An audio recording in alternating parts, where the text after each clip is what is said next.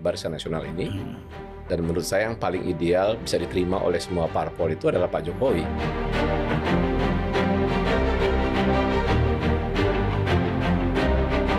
Pak Jokowi dan Partai Golkar memang sudah rapat, Pak.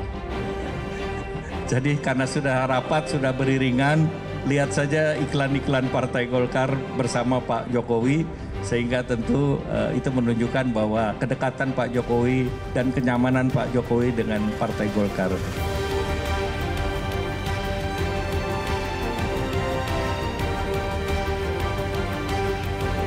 Ketua umum enggak, kalau ketua umum kan ada peraturannya, mesti 5 tahun pengurus. Berarti mungkin saja kalau mau. Kalau seluruh daerah mau ya.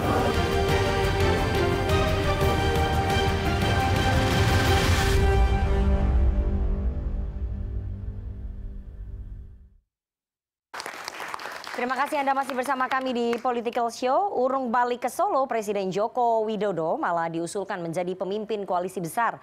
Pendiri Partai Solidaritas Indonesia, Jeffrey Giovanni, mendorong koalisi digagas partai besar seperti Golkar. Bersamaan muncul isu koalisi besar dengan masuknya Presiden Jokowi menjadi kandidat Ketua Umum Partai Golkar. Analis pun mewanti-wanti pemerintahan Prabowo Gibran akan dibayangi kehadiran matahari kembar. Jokowi jadi matahari kembar di koalisi besar. Malam ini kita akan membahasnya dengan narasumber di studio. Saya perkenalkan satu-satu. Dari yang paling kanan ada Direktur Eksekutif Indobarometer, Bang Muhammad Kodari. Selamat malam, Bang Kodari. Selamat malam. Ada politisi PSI, Partai Solidaritas Indonesia harus komplit nih, Ade Armando. Selamat malam, Bang Ade. Malam. Waketum Partai Golkar, Bang Ahmad Doli Kurnia. Selamat malam, Bang Doli. Selamat malam. Assalamualaikum warahmatullahi wabarakatuh. Waalaikumsalam. Politisi PDI Perjuangan, Bang Andreas Pareira. Selamat malam, Bang Andre. Malam, Merdeka. Direktur Eksekutif dari Lingkar Madani, Bang Rey Rangkuti. Selamat malam, Bang Rey. Malam. Dan seperti biasanya kita mengundang teman-teman mahasiswa dan kali ini bergabung langsung di studio CNN Indonesia. Ada Ikatan Mahasiswa Komunikasi Universitas Multimedia Nusantara. Mana tepuk tangannya nih teman-teman dari UMN. Terima kasih teman-teman dari UMN. Semoga nanti teman-teman dari UMN bisa bertanya, kemudian mengkritik, mengeluarkan unek-unek, segala macam lah kepada para narasumber kita ini di studio. Karena menyangkut masa depan Republik kita, masa depan demokrasi kita 5 tahun ke depan akan seperti apa. Apakah akan ada matahari kembar nanti di pemerintahan selanjutnya, kita nggak tahu. Kita lihat nanti diskusinya malam ini akan seperti apa. Tapi sebelumnya saya akan putarkan dulu, ini adalah pernyataan dari pendiri PSI yang tiba-tiba cukup menggegerkan ya. Meskipun teman-teman wartawan ataupun kalangan media sudah mendengar isu ini dilontarkan oleh beberapa petinggi dari partai koalisi. Kita dengarkan sama-sama. Pertemuan tadi saya sampaikan kepada beliau, Pak Erlangga kenapa nggak menjadi inisiatif atau inisiator atas ide dan gagasan yang begini bagus, saya bilang. Kenapa saya bilang? Gagasan ini nggak bisa diinisiatifi oleh partai-partai menengah bawah. Ini harus diinisiatifi oleh partai besar. Gitu. Dan menurut saya harus tetap disisakan 1-2 partai sebagai oposisi. Jadi kira-kira nanti Barisan Nasional ini cukup 75% lah majority. Nah kemudian tinggal ada konsensus di antara semuanya menunjuk satu sebagai ketua dari Barisan Nasional ini. Dan menurut saya yang paling ideal bisa diterima oleh semua parpol itu adalah Pak Jokowi. Apalagi beliau masih Presiden Indonesia, Presiden kita hari ini. Oke, saya mau langsung ke Bang Ade karena ini tadi bosnya Bang Ade Armando nih. Pendiri PSI Pak Jeffrey Giovanni mengungkapkan usulan bahwa segera dibentuk koalisi besar seperti di Malaysia ya, Barisan Nasional. Dan dipimpin oleh Presiden Jokowi sebagai ketua koalisi besar. Ini dasarnya apa usulan itu tiba-tiba muncul?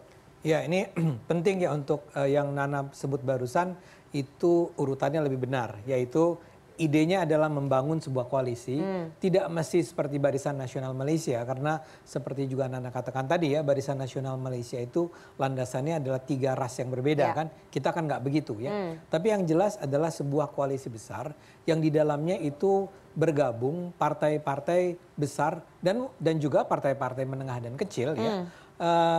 Di luar yang oposisi, dan itu memang sebaiknya dipimpin oleh Pak Jokowi. Kenapa harus Pak Jokowi?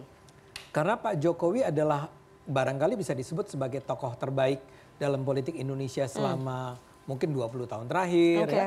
Dia sudah berhasil membangun Indonesia 10 tahun terakhir dan salah satu memang harapannya adalah apa yang sudah dibangun oleh pemerintahan Pak Jokowi dalam 10 tahun terakhir ini bisa dilanjutkan. Nah, dilanjutkannya tentu saja pertama oleh pemerintahan yang berkuasa, yaitu saya duga, saya yakinlah Pak Prabowo yang akan memenangkan pertarungan ya.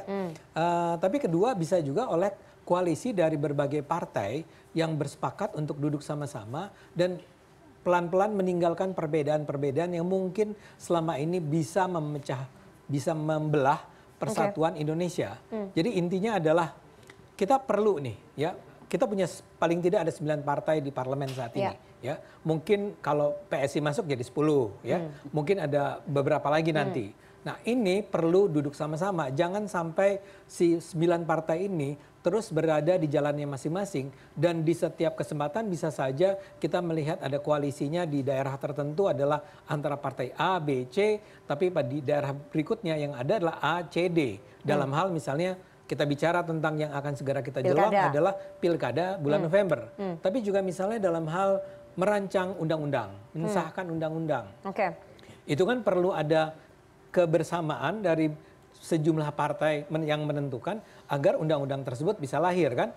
Jadi tidak setiap saat semua diserahkan kepada seperti pasar bebas gitu ya. Tapi memang ada kesepakatan di antara partai-partai besar yang dalam bayangan saat ini adalah ya yang tentu saja yang paling logis adalah partai-partai yang secara jelas berada di belakang Pak Prabowo kan. Ya, tapi sebetulnya juga diharapkan misalnya saja nggak harus hanya 4 partai pro Prabowo saja, tapi juga melibatkan barangkali Nasdem dengan Pak Surya Palohnya atau barangkali ada PAN-nya ikut dukung juga. Jadi bisa semakin lama PKB maksudnya. PKB misalnya ya. Kalau PDIP mungkin agak sulit ya, mungkin PKS agak sulit ya nggak apa-apa. Jadi cuma disisakan PDIP sama PKS saja sebagai oposisi, yang lainnya semua masuk koalisi besar gitu. Disisakan itu dalam arti begini, kalau seandainya nih PDIP dan PKS juga bersedia untuk sama-sama duduk bersama, tentu saja akan sangat baik. Tapi kan kelihatannya itu agak sulit diharapkan saat ini. Karena itu kita bicara tentang 4+3. Kalau nggak sampai 4+3 ya 4+1 barangkali. Yang penting adalah kita mulai menjajaki peluang-peluang adanya kebersamaan di antara partai-partai politik yang ada yang selama ini menentukan jalannya politik di Indonesia. Kebersamaannya itu harus dengan Pak Jokowi ya. Kenapa nggak percaya diri kalau misalnya nggak sama Pak Jokowi? Betul, itu bagus pertanyaannya. Jadi begini, biar bagaimanapun persatuan tersebut harus dipimpin. Harus ada orang yang mengkoordinasinya. Kita mencari nama-nama yang paling layak untuk duduk di sana. Tentu saja Pak Prabowo sudah sibuk dengan pemerintahnya, ya, eksekutifnya selama 5 tahun ke depan dia menjalankan program-programnya, rencana-rencana kebijakannya. Nah, pada saat yang sama, siapa yang bisa kita harapkan menghimpun pimpinan-pimpinan partai yang bayangkan itu adalah Golkar, di situ adalah Gerindra, di situ adalah Demokrat, dan satu lagi adalah siapa? Kok tiba-tiba saya hilang? Yang lebih kecil PAN ya, misalnya ya. Nah, itu adalah orang yang harus dihargai dan memiliki reputasi yang memang relatif tinggi atau sangat tinggi bahkan.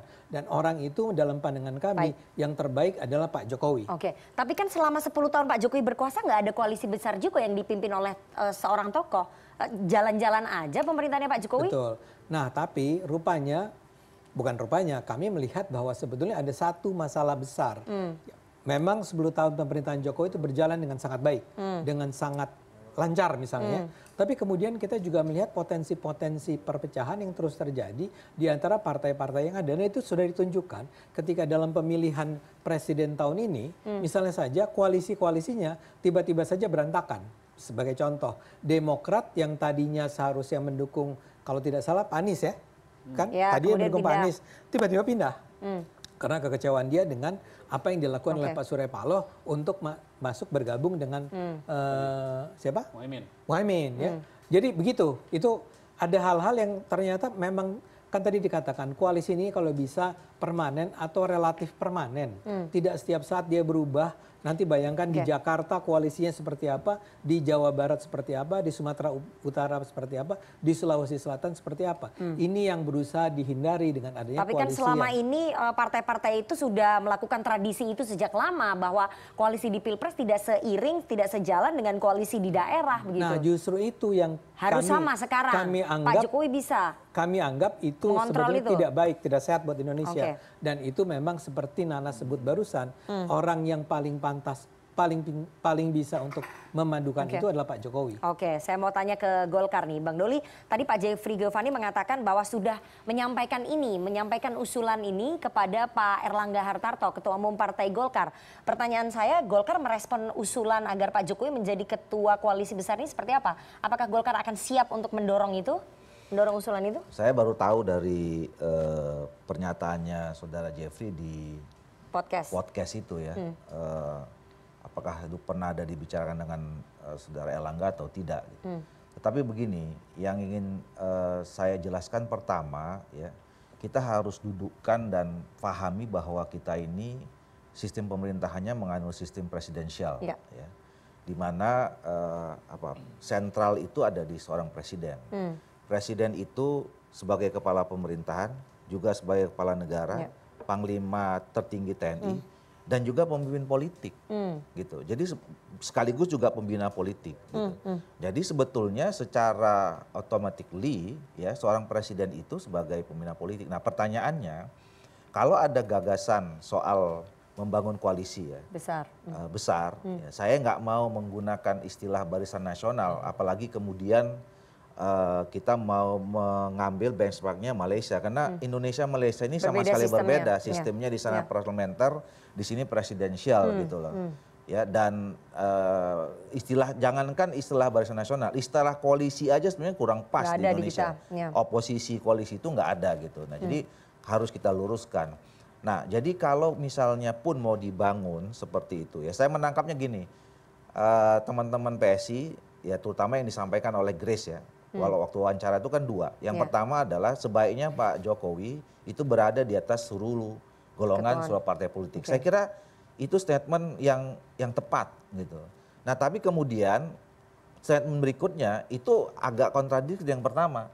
Berdiri di atas semuanya tapi tiba-tiba menjadi pemimpin di sekelompok walaupun sekelompok ini besar. Kira-kira kan begitu.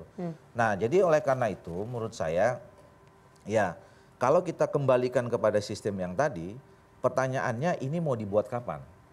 Kalau sampai 20 Oktober, pemimpin politik kita ini masih Pak Jokowi. Oke, setelah itu mungkin. Nah, setelah itu, tentu saya kira kita harus pahami, mudah-mudahan besok 20 Maret diumumkan Pak Prabowo. Jadi Prabowo, Pak Prabowo presidennya sekaligus pemimpin politiknya. Betul, kalau Pak Jokowi itu sekarang kita masih butuhkan ya. Beliau punya prestasi 10 tahun, bagus memimpin Indonesia, masih energik gitu ya. Tentu kita masih membutuhkan pandangannya, pikirannya, karyanya gitu. Nah, tapi tempatnya di mana? Saya kira yang paling ideal itu adalah membicarakannya antara Pak Jokowi sama Pak Prabowo. Jadi menurut saya begini, ini jangan sampai ya, apalagi saya ini judulnya ini bahaya ini, matahari kembar ini. Ya, Republik ini kita harus letakkan pada sistem yang proporsional. Ya. Kalau ada dua matahari, ya itu tidak akan baik. Nah, makanya saya yakin betul ya antara Pak Prabowo dan Pak Jokowi. Toh mereka ini kan selama ini menyatu. Itu kan untuk kepentingan bersama.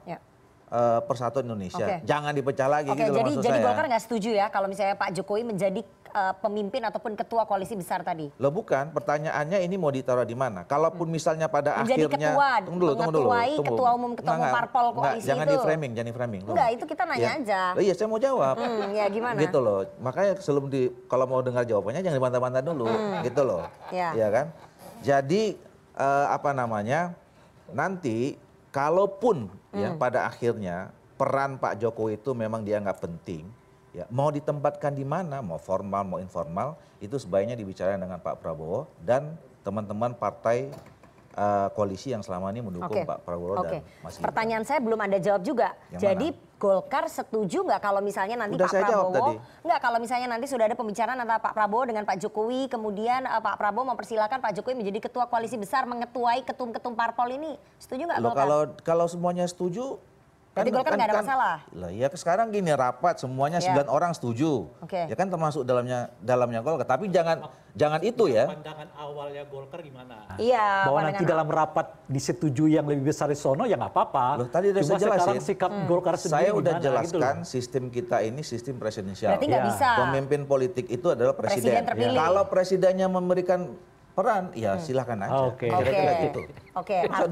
Artinya menurut Golkar dalam sistem pemerintahan, udah 2 kali loh jelasannya. Sistem pemerintahan itu tidak boleh ada 2 pemimpin politik ya? Loh iya, saya nggak setuju saya ada 2 matahari kembar. Tidak boleh ada 2 pemimpin politik? Ya nggak boleh dong. Oke, jadi kalau jadi ketua koalisi besar itu akan menjadi pemimpin politik nggak? Ya kalau kemudian yang mimpin memberikan peran itu kan nggak apa-apa, nggak masalah. Jadi semua dikembalikan ke Pak Prabowo, Golkar nggak ada masalah ya? Nggak ada masalah. Oke, saya mau ke Bang Kodari. Bang Kodari, Anda melihat kalau misalnya tadi mengacu ke pernyataannya Bang Doli ya, bahwa tidak boleh ada 2 pemimpin politik dalam pemerintahan mendatang gitu ya. Karena yang menjadi pemimpin politik adalah presiden terpilih. Nah, potensi untuk ada matahari kembar kalau Pak Jokowi menjadi ketua koalisi besar itu akan muncul nggak? Pertama begini, kalau saya sepakat dengan Bang Doli ya, bahwa ini semua nanti kembali kepada Pak Prabowo. Tergantung kebutuhan beliau. Nah, bahwasanya kemudian ini ada gagasan dilontarkan kan biasa lah ya, namanya dalam wacana publik itu ide dan gagasan itu dilontarkan. Saya melihat begini, pertama Indonesia ini kan punya kebutuhan untuk menjadi negara maju 2045. Nah, agenda-agendanya dan turunan-turunannya, operasionalisasinya, perencanaannya semuanya tuh harus dikawal. Yang kedua, siapapun presidennya pada dasarnya itu tugasnya tuh ada 3 menurut saya. Pertama, memimpin pemerintahan. Dalam hal ini memenuhi kebutuhan masyarakat ya, pangan, pendidikan, kesehatan, energi dan seterusnya. Yang kedua, mendapatkan dukungan politik karena semua jalannya pemerintahan, semua perencanaan itu tidak akan bisa dilakukan kalau tidak ada dukungan politik. Yang ketiga, meraih atau mendapatkan dukungan dari masyarakat. Jadi program ini harus ditopang oleh 2 kaki. Nah, seandainya Pak Prabowo merasa bahwa Pak Jokowi ini pertama ya adalah pelopor, penggagas dari jalan menuju Indonesia maju, lalu kemudian beliau merasa perlu untuk terus dibantu dikawal program-program itu, tidak ada salahnya bahwa Pak Prabowo meminta Pak Jokowi untuk dekat-dekat dengan dia gitu. Soal itu namanya matahari kembar atau enggak kembar itu soal nomor sekian gitu. Ya walaupun saya bisa pakai istilahnya matahari dan bulan. Itu dia saling melengkapi. Tetap kembar nggak itu berarti? Matahari di siang, bulan di malam. Berarti tugasnya dibagi saling melengkapi. Saling melengkapi. Jadi solusi terhadap matahari kembar itu adalah matahari dan bulan. Berarti pembagian siang dan malam gitu. Bukan pembagian, menemani berjalan bersama-sama. Yang kedua, Pak Jokowi ini kan kita kenal sebagai politisi yang punya kemampuan extraordinary ya. Kalau bicara dukungan politik terutama dari elit politik. Begitu ya Bang Doli ya? Itu dia. Kenapa? Kali ini beliau cepat. Kenapa kalau saya yang nanya beliau cepat ngaku? Kalau sama Nana lama banget ngangguknya gitu. Ya, jadi kemampuan itu kan bisa dioptimalkan oleh seorang Jokowi gitu. Dan artinya kalau beban itu bisa diambil oleh seorang Jokowi dan beliau merasa nyaman, justru merasa ditemani, teman seiring sejalan. Dalam bahasa yang lain tim Indonesia Maju, saya menyebutnya tim Indonesia Maju, atau juga Dwi Tunggal, ya bukan matahari kan Dwi Tunggal. Jadi kemudian maka Dwi Tunggalnya bukan sama Wapres ya? Dwi Tunggalnya bukan sama Wapres ya, tapi sama presiden masa lalu berarti. Secara politik. Wapres jembatannya. Oh iya, diakui berarti sama Bang Kodari. Jadi sebetulnya mengapa tidak, why not? Tapi saya pahamlah secara komunikasi politik ya. Maka diperlukan sebuah strategi komunikasi yang juga elok dan elegan. Karena itu saya tidak menyebutnya sebagai ketua, tetapi sekjen gitu misalnya. Oh, jadi Pak Jokowi jadi sekjennya. Ketuanya siapa? Misalnya sekjen Barisan Nasional. Enggak, yang mengetuai, enggak ada ketua di sini, adanya koordinir. Sama seperti misalnya sekjen ASEAN gitu. Ini dari negara-negara yang ada, enggak ada yang lebih tinggi dibandingnya sekjen PBB misalnya. Jadi sekjen Barisan Nasional misalnya begitu. Mohon maaf ya Bang ya. Maaf ya Bang ya, tetap pakai istilah ini kayaknya agak lebih mudah nyebut daripada koalisi permanen ya, pinjam dulu sementara. Gitu. Jadi sekjen Barisan Nasional misalnya begitu. Tapi jadi di bawahnya tetap ketua umum parpol. Iya. Ya partai-partai di dalamnya partai, bukan ketum-ketum parpol ya, partai-partai. Iya, tapi kan punya ketua umum. Berarti ketua umum itu di bawahnya Sekjen Barisan Nasional kan? Ya memang Anda suka mendesak ya. Bener juga. Saya udah merasakan saya pengen Anda straight to the point aja. Enggak, saya ingin Anda straight to the point bahwa Sekjen Barisan Nasional membawahi partai-partai yang partai-partai itu diketuai oleh ketum-ketum parpol kan? Izin ketua. Yang menjadi koalisi itu adalah partai bukan ketum, betul? Ya, dipimpin oleh? Ketum memimpin partai, tetapi kita bukan bicara mengenai ketumnya, kita bicara mengenai partainya. Anggotanya itu ada partai politik, bukan ketumnya. Ketum bukan apa-apa tanpa partai politiknya. Kira-kira begitu. Itu penjelasan dari saya. Oke. Saya mau ke Bang Andre terlebih dahulu ya. Bang Andre, ini kan PDI Perjuangan tadi disebutkan oleh PSI agak susah kalau bergabung ke koalisi besarnya. Satu. Yang saya tambahin.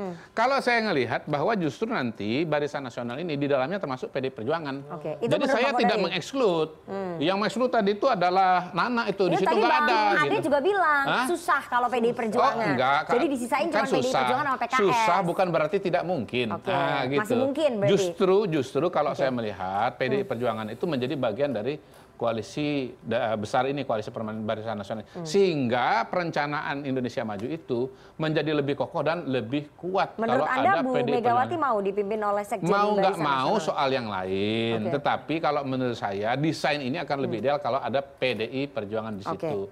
Desain ini akan lebih ideal. Iya. Jadi jangan dibelah antara Barisan Nasional dengan PDI Perjuangan. Itu yang menurut membelah saya tadi satu Bang bagian dari Ade. bagian. Susah katanya tadi. PSI nggak mau ada warna merah mungkin di Barisan Nasional lain PSI. Saya mau ke Bang Andre. Bang Andre, saya mau tanya ya. Pak Jokowi kan masih kader murninya PDI Perjuangan kan? Masih kader? Formalnya masih ya? Karena masih punya kartu. Masih punya KTA, belum keluar dari PDI Perjuangan. Jadi kalau misalnya Pak Jokowi menjadi Sekjen dari Barisan Nasional, memimpin partai-partai politik yang punya ketua umum itu, PDI Perjuangan tertarik nggak? Karena idealnya Sekjen Barisan Nasional itu ya sebaiknya ya ada PDI Perjuangan di dalamnya. Itu sama ya dengan mengajarin bebek berenang gitu. Maksudnya gimana itu? Ini partai-partai yang ada ini kan ini partai-partai tua semua ini. Ya kan tadi pemersatunya katanya Pak Jokowi kalau menurut Bang Ade. Ya pertama dalam sejarah Indonesia sendiri pun itu belum pernah terjadi. Setgap pernah dong, Setgap koalisi zamannya Pak SBY. Tapi ketua umumnya Partai Golkar. Ketika Orde Baru dulu Pak Harto tuh pemimpin politiknya gitu, yang mendesain jadinya otoritarian itu ya oleh Pak Harto, dan Pak Harto pemimpinnya, beliau ya pemimpin politik langsung gitu, presiden sekaligus pemimpin politik, walaupun ketua umum Golkar tuh ada di ketua umum Golkar yang ditaruh sama Pak Harto kan. Kemudian partai-partai yang lain juga kemudian dibuat fusi PDI, termasuk pada waktu itu 5 partai yang kemudian difusikan menjadi PDI, kemudian partai-partai Islam yang difusikan menjadi P3, yang kemudian menjadikan Pak Harto itu berkuasa 32 tahun di Republik ini gitu. Kemudian setelah reformasi, ya kita tahu gitu ada perubahan, terutama ya setelah pemilihan langsung Pak SBY juga adalah ketua ya pemimpin politik di. Tapi ketua Setgap koalisinya kan Pak Abu Rizal Bakri, ketua umum Partai Golkar. Ini mungkin mirip. Itu ketua harian, ketuanya tetap presiden. Berarti Pak Jokowi mungkin jadi ketua harian atau sekjen tadi ya. Presiden lah. Selama ini juga kemarin juga Pak Jokowi lah yang memimpin ya kepimpinan partai-partai itu gitu kan. Termasuk Ibu Mega pun ketika di dalam pertemuan-pertemuan ya pemimpin di dalam pemimpin politiknya secara nasional itu adalah Pak Jokowi sebagai presiden kan. Nah, sehingga ide ini menurut saya juga ya mungkin ya coba-coba wacana sih ya oke-oke aja gitu kan. PDIP tertarik nggak? Tapi ahistoris gitu. Ahistoris dengan sejarah di Indonesia juga beda dengan di Malaysia gitu kan. Kita semua tadi juga mengakui Malaysia itu kan sistem parlementer. Di Indonesia dulu parlementer juga tidak menggunakan itu. Anda belum jawab pertanyaan saya, PDI Perjuangan tertarik nggak masuk? Karena idealnya ada PDI Perjuangan. Sebenarnya kalau ide ini sebenarnya hanya untuk membuat Pak Jokowi tetap berkuasa, itu aja gitu. Oke, itu menurut PDI Perjuangan. Kalau kita lihat dari awal kan, dari perjalanan politik ini kita saya juga mengamati sebagai pengamat juga sama seperti kawan-kawan ini kan. Kita melihat, tapi mengamati dari ini tidak melihat secara formal institusional, tapi mengamati behavior dari seorang politisi gitu. Sejak awal kan Pak Jokowi sejak 2019 udah bicara soal 3 periode. Jadi kemudian bicara soal tambah. Yang bicara Kodari atas nama Pak Jokowi, atas nama Jokowi. Enggak, saya sendiri. Dia diperintah oleh Pak Jokowi. Enggak, saya sendiri aja, enggak ada perintah. Enggak ada perintah. Saya ngomong sendiri. Kemudian itu ide orisinilnya Pak Kodari. Ide saya ini banyak. Kemudian tambah 2-3 tahun. Tingginya tambah 2-3 tahun. Terus kemudian kemarin tambah ini menabrak di Nah, kalau itu bukan ide saya, itu ide Pak Luhut. Itu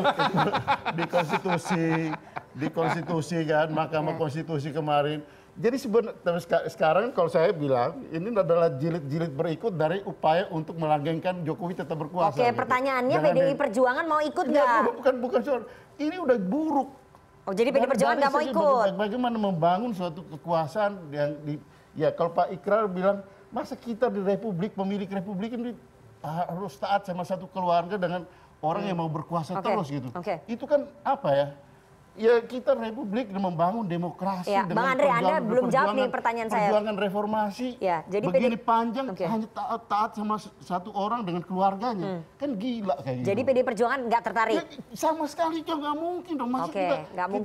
Kita mengikuti seorang seorang yang mau membangun kekuasaan. Saya kan bilang mungkin nggak mungkin idealnya. Saya kan bilang idealnya ada PDI. Menurut Bang Andre nggak mungkin. Karena kita lihat behave-nya aja sudah buruk gitu dari mau menambah jadi 3 periode, kemudian 2-3 tahun melabrak konstitusi dan proses pemilu yang sekarang itu gimana kita mau mendukung cara berpikir seperti itu? Baik, jadi kita mau kembali lagi ke otoritarian Orde Baru dulu. Berarti PDI Perjuangan tidak tertarik ya? Berarti nggak mungkin masuk ke dalam koalisi besar ini. Kalau bergabung soal koalisi masih mungkin.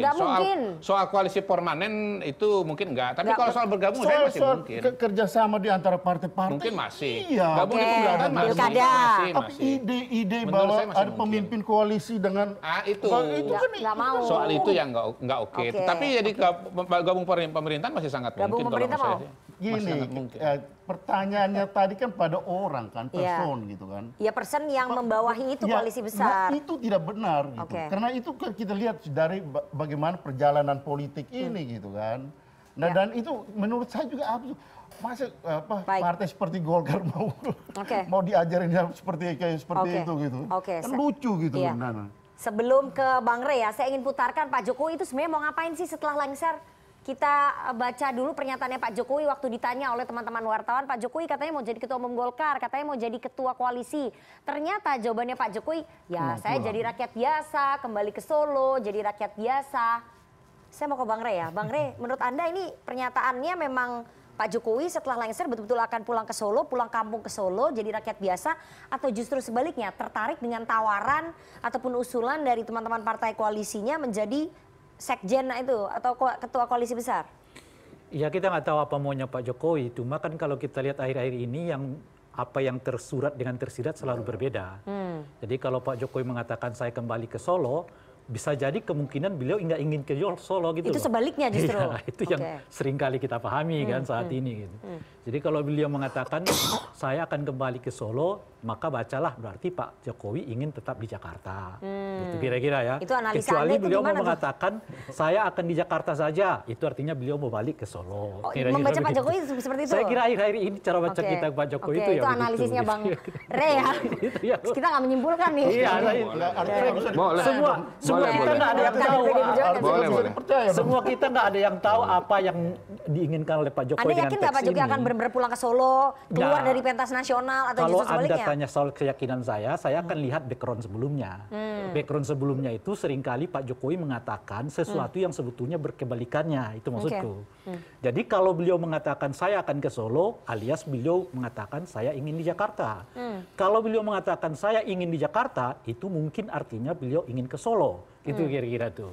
Oke, itu. Kalau keyakinan. Oke, ini keyakinannya Bang Rey. Tapi jawabannya Pak Jokowi tadi Bang Ade, ini ternyata bertentangan dengan keinginannya Pak Jokowi. Pak Jokowi pengen pulang aja jadi rakyat biasa di Solo. Nah, karena itu saya tekankan, ini bukan idenya Pak Jokowi ya. Iya. Ini idenya PSI atau berarti idenya bertentangan dong dengan keinginannya Pak Jokowi. Bukan, jangan loncat ke bertentangan dong.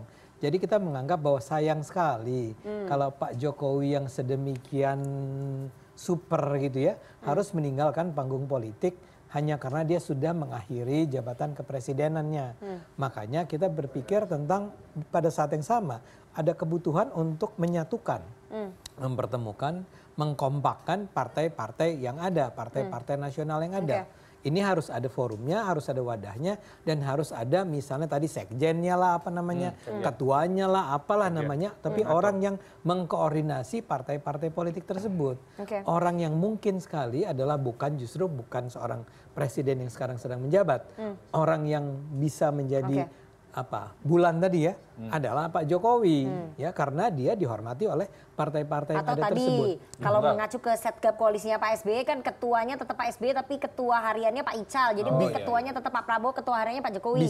Bisa begitu, tapi walaupun saya tetap menganggap barangkali saya mungkin salah baca. Pengennya tetap Pak Jokowi setara. Karena begini, dengan Pak Prabowo. Apakah partai-partai yang lain itu bersedia untuk berada di bawah Pak Prabowo untuk urusan-urusan yang sebetulnya bukan bersifat